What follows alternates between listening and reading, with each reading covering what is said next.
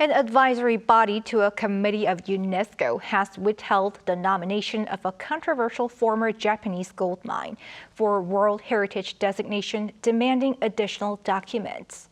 South Korea says the listing decision depends on how Japan responds to Seoul's demand for Tokyo to fully reflect on its dark history. Our foreign affairs correspondent Bae Eun-ji explains more. Sado Mine, located on the island of Sado off Japan, has long been a thorn in bilateral relations between Seoul and Tokyo. For years, Japan has been pushing to inscribe the mine, which was one of the world's largest producers of gold in the 17th century, on the World Heritage List. But its bid has sparked immense protests from South Korea over the lack of historical context.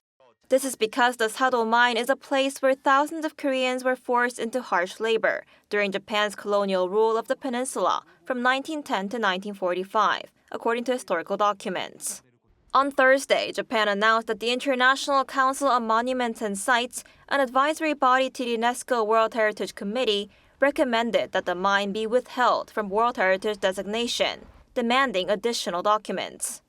This comes after Japan applied for the inscription of the controversial mine for the second time in January last year, after its previous submission in February 2022 was turned down, again due to incomplete documents. In response, Seoul's foreign ministry officials said Friday that South Korea's decision on whether or not to oppose the listing of the mine as World Heritage depends on Japan's actions. The official added that the South Korean government is considering not blocking a consensus from being formed if it determines that Seoul's position is fully reflected on the matter. An inscription requires over 2/3 of votes from 21 member states of the World Heritage Committee, but it's customary for the final decision to be delivered upon consensus. Seoul's foreign ministry says its objective is to reach an agreement between both governments and avoid a situation where this will end up in a vote.